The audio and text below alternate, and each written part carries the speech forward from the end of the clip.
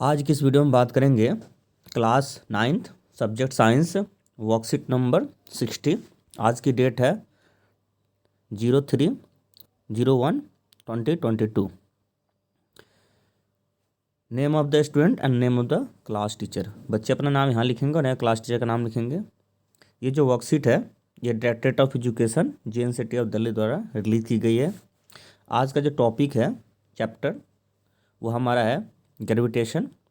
इसकी जो सब टॉपिक है यूनिवर्सल लॉ ऑफ ग्रेविटेशन के बारे में जानेंगे कि ग्रेविटेशन क्या होता है, क्या यूनिवर्सल लॉ इसके लिए क्या अप्लीकेबल होता है, उसके बारे में हम बात करेंगे। जिज्ञासा दीदी what is gravitational force? Gravitational force क्या होता है?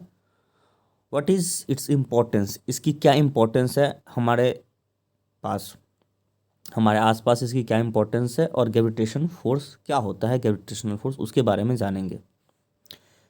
चलिए आगे देखते हैं। ज्ञान। On observing that a ripened apple always fall on the earth. हमने देखा है कि पका हुआ सेब हमेशा अर्थ पे गिरता है। Newton deduce that earth attract every object toward itself by a force. Newton ने ऐसा अनुमानित लगाया, ऐसा कंक्लूड किया कि अर्थ के पास एक फोर्स है। अर्थ क्या करता है कि हर ऑब्जेक्ट को अपनी तरफ अट्रैक्ट करता है with a force. Every object on a earth is attracted by a force. हर एक ऑब्जेक्ट को अर्थ जो है एक फोर्स से अपनी तरफ खींचता है। Moon which revolve around the earth continuously experience a similar centripetal force toward the center by earth but they never collide। देखो अब यहाँ पे एक नया टर्म आया सेंट्रीपिटल फोर्स। ठीक है, देखिए क्या होता है सेंट्रीपिटल फोर्स उसके बारे में मैं बता दूँ।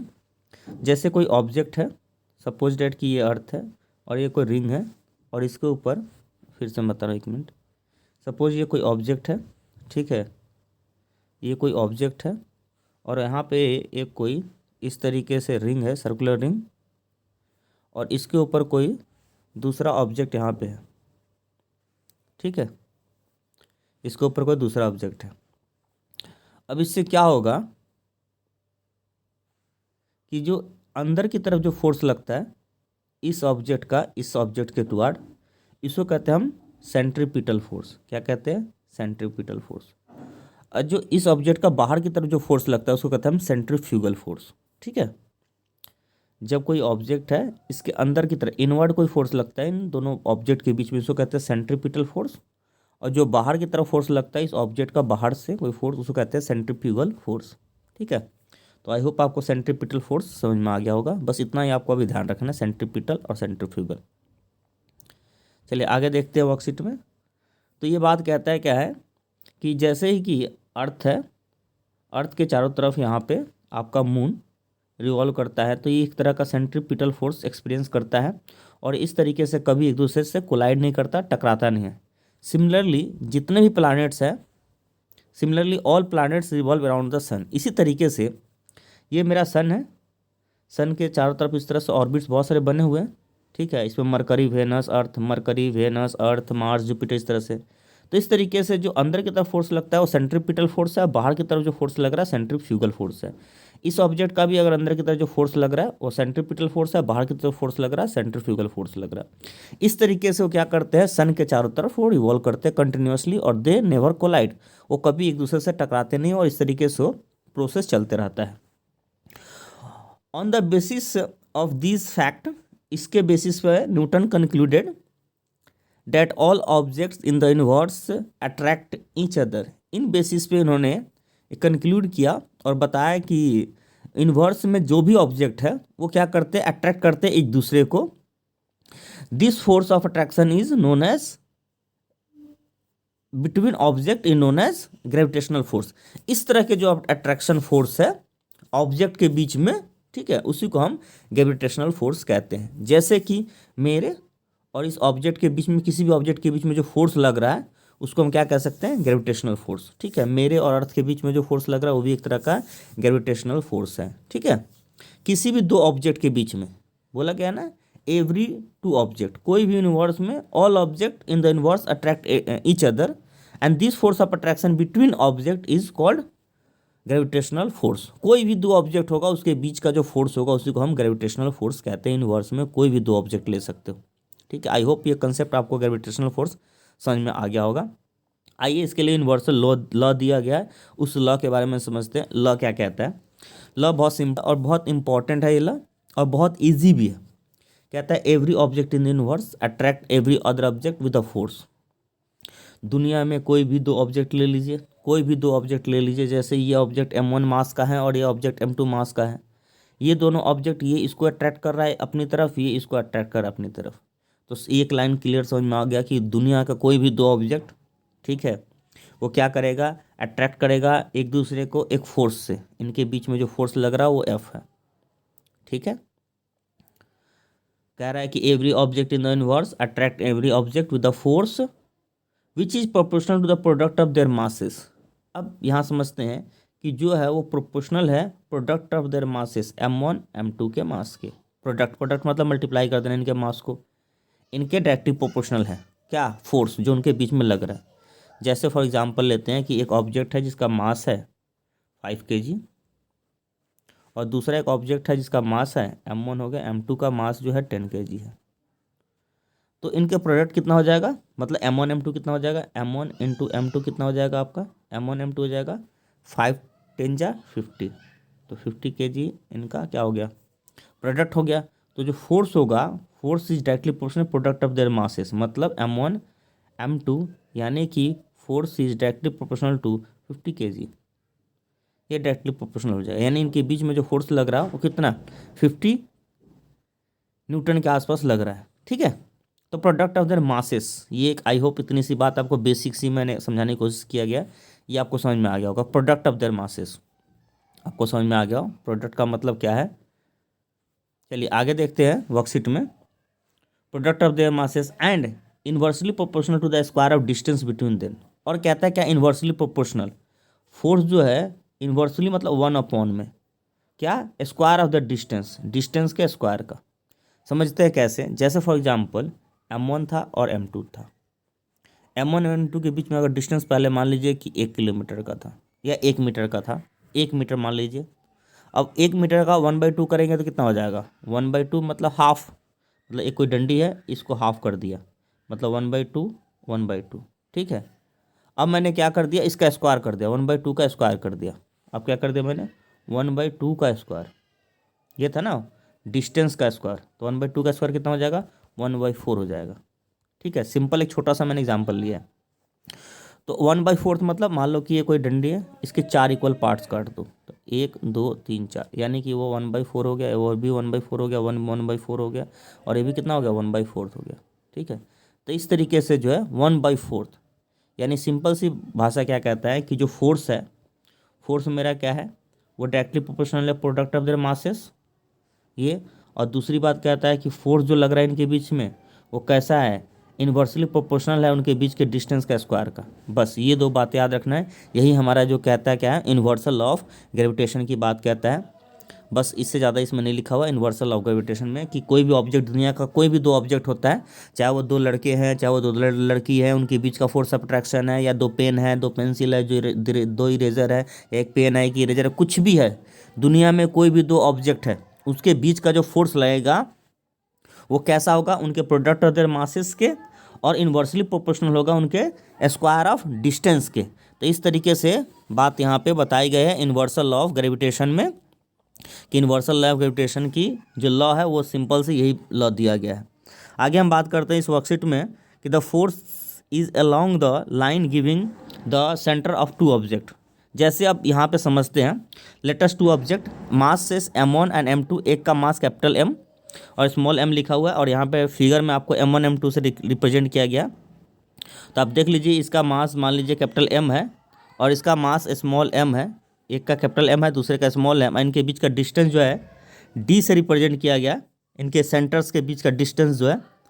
और if the object attract by the force F, और क्या होता है कि ऑब्जेक्ट किस तरह के फोर्स के साथ अट्रैक्ट करता है?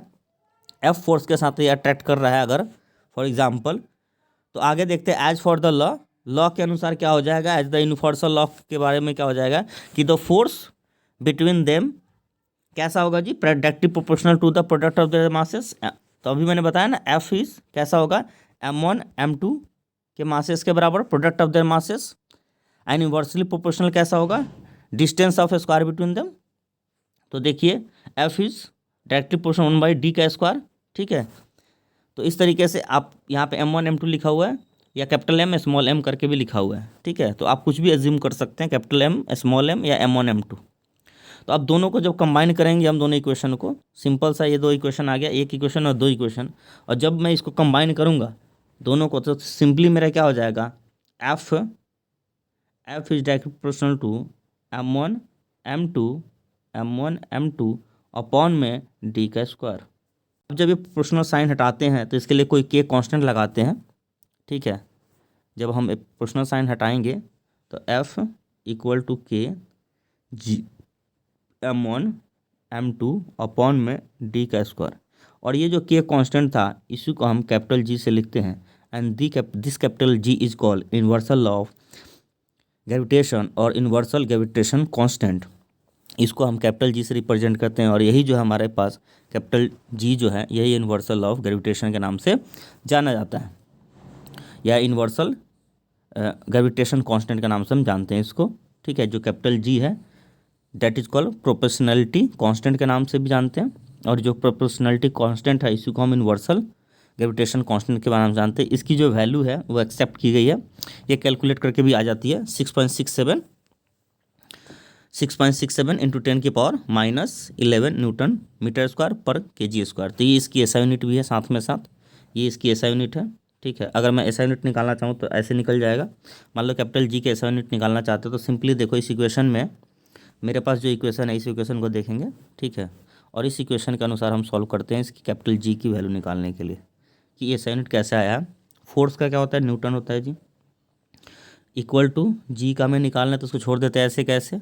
मास क्या होता है, kg इंटू के जी, 2 kg करोगे तो कितना हो जाएगा, kg का स्क्वायर हो जाएगा जी, kg इंटू kg का स्क्वायर। और नीचे का डिस्टेंस का मतलब मीटर का स्क्वायर, ठीक है। अब क्रॉस मल्टीप्लाई कर दो, तो इधर क्रॉस मल्टीप्लाई करोगे तो क्या हो जाएगा, न्यूटन मीटर स्क्वायर, और ये डिवाइड में आ जाएगा पर kg स्क्वायर इक्वल टू जी। आप चाहो तो चेक कर सकते हो खुद से करके, ये रही इसकी एसआई यूनिट, ठीक है। इस तरीके से हमने इसकी एसआई यूनिट निकाल दिया यूनिवर्सल ग्रेविटेशन कांस्टेंट की। आई होप आपको वीडियो समझ में आया होगा, अब तक की ये बात समझ में आ गई होगी। अब इसकी बेस पे हम इंपॉर्टेंस देखते हैं कि क्या है इसका importance, what is the importance of universal law of gravitation, क्या इंपॉर्टेंस है। तो इसकी इंपॉर्टेंस यही है कि जो भी हमारे यूनिवर्स में है चीज़ें, जो फिनोमेना हो रही है हमारे आसपास में, वो सब चीज़ जो भी हो रहा है वो due to universal law constant, universal law की वजह से हो रहा है, यूनिवर्सल ग्रेविटेशन लॉ की वजह से हो रहा है। जैसे फॉर एग्जांपल कुछ फिनोमेना यहाँ पे लिखा हुआ है, जो force that bind us to the earth के टुवर्ड जो फोर्स बांध के रखता है, ठीक है, हमें वो कैसा कौन सा फोर्स उसमें लग रहा है, वो भी कैसा लग रहा है जी, यूनिवर्सल लॉ ऑफ ग्रेविटेशन लग रहा है। या जो मोशन ऑफ मून होता है अर्थ के राउंड जो मोशन होता है मून का, वो भी किसकी वजह से होता है, यूनिवर्सल ग्रेविटेशन लॉ की वजह से होता है। आगे की बात करता है the motion of planet around the sun, जो भी प्लानेट है उसके मोशन होते हैं because of universal law of gravitation की वजह से। जो भी टाइड्स होते हैं इंक्रीज करता है डिक्रीज करता है इन द वाटर लेवल, वो सब किसकी वजह से होता है, due to the sun and the moon because of the phenomena called universal gravitation law की वजह से होता है। The flow of water in the river, जो पानी का बहना होता है, ठीक है, फ्लो करता है, वो भी because of the universal law gravitation law की वजह से होता है। And last and the for the rainfall, जो भी बारिश होती है वो सब किसकी वजह से होता है, यूनिवर्सल लॉ ऑफ ग्रेविटेशन की वजह से होता है। तो आई होप बहुत सिंपल सी वर्कशीट दी गई है, यूनिवर्सल लॉ ऑफ ग्रेविटेशन के बारे में दी गई है और उसकी इंपॉर्टेंस के बारे में दी गई है। आपको वीडियो कैसा लगा प्लीज़ लाइक करें, शेयर करें और चैनल को सब्सक्राइब करें। इस तरह के वीडियोस जो है आपको यहाँ पे अमर सर जी क्लासेस AMAR अमर SIRJEE अमर सर जी, सिंपली आप यूट्यूब पे सर्च करके वहाँ पे सारे वीडियोस जो हैं आपको क्लास 9th के और भी क्लासेस के वीडियोस बने हुए हैं, साइंस के स्पेशली 6 to 10th 11 12 के भी केमिस्ट्री के कुछ वीडियोस बने हुए हैं। तो आप प्लीज़ वीडियो को देखें समझने की कोशिश करें और कमेंट सेक्शन में प्लीज़ लिखें कि हाँ मुझे वीडियो समझ में आ गया। अब आइए हम क्वेश्चन के बारे में डिस्कस करते हैं। क्वेश्चन क्या कहते हैं, what write universal law of gravitation. तो इनवर्सल लॉ ये रहा आपका, आप खुद यहाँ से लिख सकते हैं कि every object in the inverse attract every other object to the force which is directly proportional to the product of their masses and inversely proportional to the square of distance between them. This is called, ये रहा आपका answer first, यहाँ से लेके यहाँ तक आप लिख देंगे, ये रहेगा आपका answer first, universal law of gravitation. I hope पहला आंसर आपको समझ में आ गया होगा। चलिए सेकंड क्वेश्चन पे आते हैं। कहता है कि what is the importance of universal law of gravitation. तो ये सारे इंपॉर्टेंस हैं यहाँ पे, आप ये इंपॉर्टेंस में से बहुत सारे पॉइंट्स दे रखे हैं। ये रहा 1 2 3 4 5 6 पॉइंट्स हैं, ठीक है। यूनिवर्सल लॉ के 6 पॉइंट्स हैं, इनमें से कोई भी आप 3 4 1 2 3 4 5 6, ठीक है। ये रहा आंसर आपका 2, कोई भी 2 पॉइंट इसमें से लिख लीजिए। 3 पॉइंट्स, मैक्सिमम 3 पॉइंट्स याद कर लो, ठीक है। 3 पॉइंट्स या 4 पॉइंट्स, ज़्यादा नहीं, 3 पॉइंट्स बहुत है। आगे की बात करते हैं। क्वेश्चन नंबर 3 कहता है what will happen if there was no gravitational force, write its views. तो अपने व्यूज़ लिखना है कि अगर कोई ग्रेविटेशनल फोर्स नहीं होगा, तो अगर ग्रेविटेशनल फोर्स नहीं होता तो ये सारे फिनोमेना नहीं होता। जो भी ये यूनिवर्सल लॉ के फिनोमेना दे रखा है ना, इंपॉर्टेंस ऑफ दे रखा है ना, इंपॉर्टेंस ऑफ ग्रेविटेशन लॉ, तो ये जितने भी फिनोमेना यहाँ पे लिखे हुए 4 5 या 6 पॉइंट्स, ये कुछ नहीं होता। जैसे the force that binds earth the earth, not possible, ये भी नहीं होता, नॉट पॉसिबल, ठीक है, या will not happen. The motion of the earth around the sun will not possible, या नॉट हैपन, ठीक है। ये जो भी फिनोमेना था इसमें नॉट लगा के लिख सकते हैं कि ये सारे फिनोमेना नहीं होता, कुछ भी नहीं होगा, ठीक है। अगर क्या इन्वर्सल ऑफ ग्रेविटेशन नहीं होता तो क्या करता है कि जो motion of the planet around the sun will not possible, ठीक है, विल नॉट पॉसिबल लगा दे। The force that binds earth will not possible, ठीक है, क्योंकि ये बाइंड कर ही नहीं पाता, एटमॉस्फेयर नहीं होता हमारे आसपास में, नो एटमॉस्फेयर होता, कोई रेनफॉल नहीं होता, ठीक है। अर्थ के ऊपर जितने भी आपके पेड़ पौधे हैं वो पॉसिबल नहीं हो पाते, ठीक है, क्योंकि कोई फोर्स बाइंड ही नहीं कर पा रहा ना एक दूसरे के ऑब्जेक्ट को, ठीक है। तो सब कैसे होते हैं, रैंडम ही होते कहीं ना कहीं। तो ये सारे पॉसिबल, ये जितने भी फिनोमेना होता है वो पॉसिबल नहीं हो पाता अगर इन्वर्सल लॉ ऑफ ग्रेविटेशन नहीं होता। तो आप आई होप आप लिख लेंगे इन सब में नॉट लगा के, ठीक है, और सेंटेंस बना के लिख देंगे not possible, will not happen, इस तरीके से आप ये लिख देंगे। तो यहाँ से आपको जो है इन सब में से आपका आंसर जो होगा 3rd होगा, विल नॉट पॉसिबल करके लगा देंगे। The motion of the earth around the sun will not possible, will not possible, will not possible लिख देंगे इसके आगे। The motion of the moon around the earth will not possible, the force that bind us the earth will not possible, ठीक है। Will not possible लगा के आप answer इस तरीके से लिख देंगे, ठीक है। द फ्लो यहाँ पे लिखा ना, या आप लिख दे flow of the earth, the flow of the earth, the flow of the earth in the river will not possible, ठीक है। रेनफॉल विल नॉट पॉसिबल, ठीक है, रेनफॉल विल नॉट पॉसिबल लिख दें, विल नॉट पॉसिबल, पॉसिबल, ठीक है, POSSIBL possible, will not possible, the rainfall will not possible, ठीक है। इस तरीके से आप 3 चलिए अपने अपने आसपास के जो भी व्यूज़ है अपने खुद के व्यूज़ लिखना है। तो ये आपका आंसर इस तरीके से 3rd आ जाएगा, ठीक है। विल नॉट पॉसिबल लगा देना। The rainfall of water will not possible because of the absence of no gravitational force, या the flow of water in the river will not possible, या motion of the earth around the sun will not possible because of the absence of. इस तरीके से आप लिख लेंगे answer 3rd। I hope आपको समझ में आ गया। इसके अलावा भी अपने व्यूज़ लिख सकते हैं जी। चलिए क्वेश्चन नंबर 4 पे आते हैं। What does capital G denotes in the equation of universal law of gravitation and what is the value. तो इन्वर्सल लॉ में कैपिटल G क्या डिनोट करता है, तो ये रहा इसका आंसर। ये डिनोट करता है इन्वर्सल ग्रेविटेशन कांस्टेंट की वैल्यू, जो कि हमेशा फिक्स होती है, और इसकी जो वैल्यू है वो कितना है 6.67 इंटू 10 की पावर 6.673 इंटू 10 की पावर -11 न्यूटन मीटर स्क्वायर पर kg स्क्वायर, ठीक है। तो इसकी यूनिट हो गई है।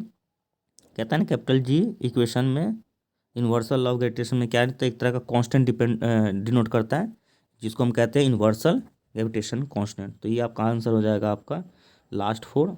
इस तरीके से आपका वीडियो ये कंप्लीट होता है, ये वर्कशीट कंप्लीट होता है। प्लीज़ वीडियो को लाइक करें, चैनल को सब्सक्राइब करें और वीडियो को मैक्सिमम अपने फ्रेंड्स तक शेयर करें। वीडियो को देखने के लिए बहुत बहुत